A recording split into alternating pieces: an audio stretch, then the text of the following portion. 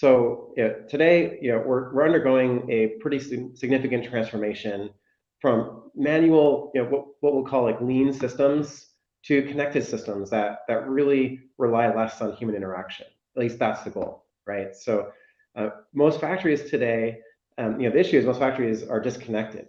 So their machines, the automated equipment is disconnected from the people who operate them. There's not a lot of great visibility. And then the systems that manage day-to-day operations are not well connected to the machines and the people. So this results in a lot of manual effort to keep systems running. And it's these people that's really required to keep these systems going. And you can see here, just from the data from posted recently, there's an incredible amount of job openings that are just not being filled.